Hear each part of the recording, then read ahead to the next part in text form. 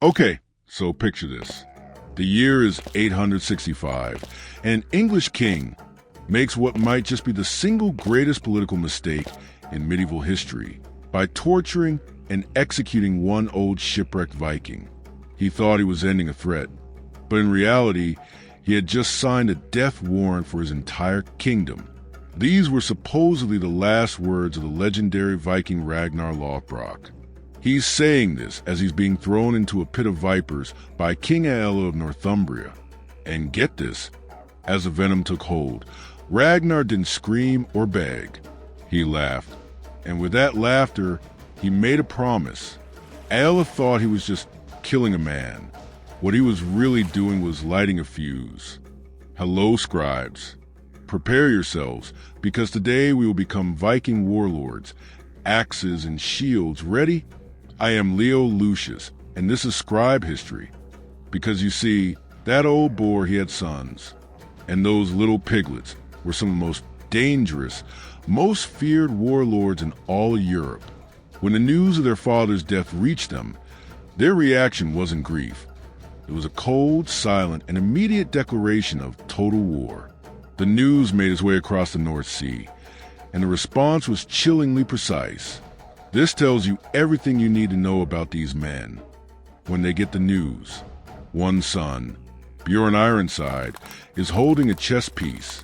He just clenches his fist until it shatters, driving bone shards deep into his palm, and he doesn't even flinch. Meanwhile, his brother Sigurd, who had been idly paring his fingernails with a knife, just keeps cutting right past the nail, through the skin, all the way down the bone, without even seeming to notice.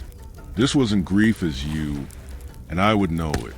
This was the engine of vengeance roaring to life. But you know, while his brothers were all fueled by that pure, unfiltered rage, the real architect of what was coming, the true mastermind, was the one son who couldn't even stand on his own 2 feet, the strategist, the brains of the operation, and the most terrifying son of them all, Ivar the Boneless.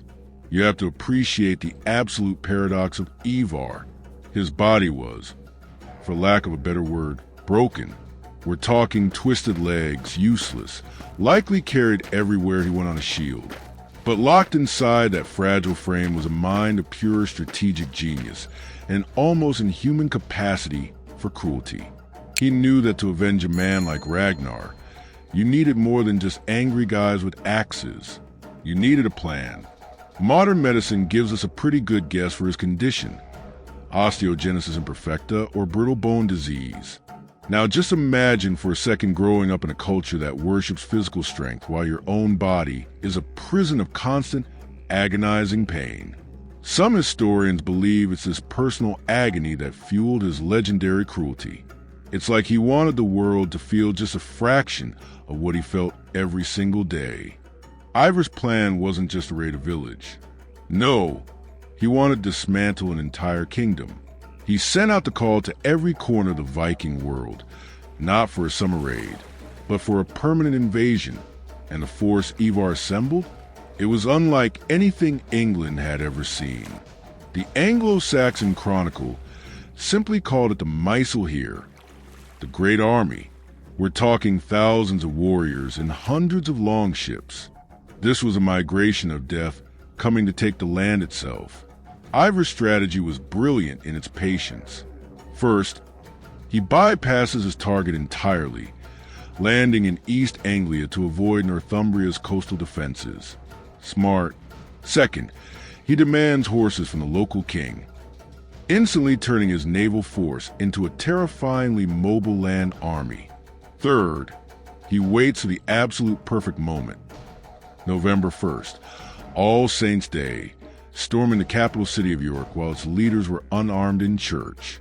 And finally, the masterstroke. He doesn't burn York. He occupies it, turning the city's ancient Roman walls into a giant trap. Ivar sits on Ælla's throne in York and he waits. He knows the Northumbrian king will have to come to him. I mean, why go hunting for mice when you can set a piece of cheese? And sure enough, in March of 867, Ælla's army pours into York. thinking they are the Vikings on the run, but they're walking right into a kill box. The Vikings sealed the narrow streets, and the Northumbrian army was butchered where they stood. Amid the carnage, King Ælla was taken alive. The war was over. The ritual was about to begin. Ælla had denied Ragnar an honorable death. Now, Ivar would deny Ælla a quick one. He chose a punishment that would echo through history: the blood eagle. The victim's back was cut open. The ribs were severed from the spine and pried outwards to form these gruesome wings. In the final act, the lungs were pulled out and draped over the ribs, fluttering with the victim's final breaths like the beating of a bird's wings. King Ælla screamed. The debt was paid, but with their vengeance complete, the Great Heathen Army didn't just go home. They turned south, and the history of England was changed forever. The dominoes fell fast. King Edmund of East Anglia was tied to a tree and shot with so many arrows he looked like a hedgehog.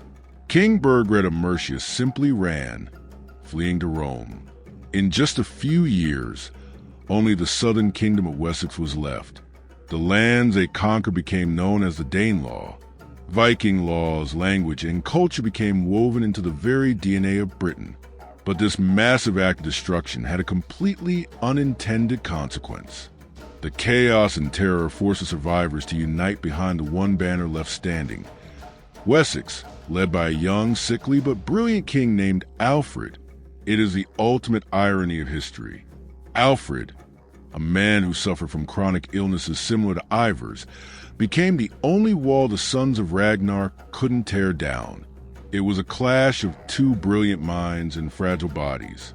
Ivar brought the fire to purge his pain, but that fire was what tempered the steel of English resistance.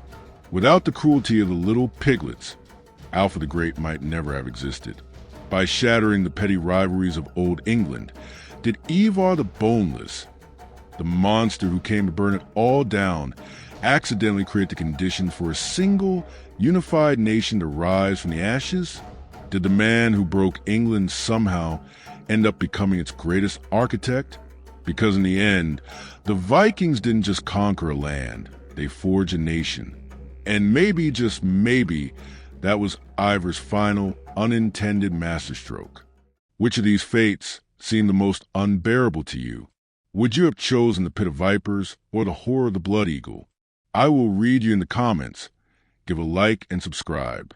See you in the next trip to the past.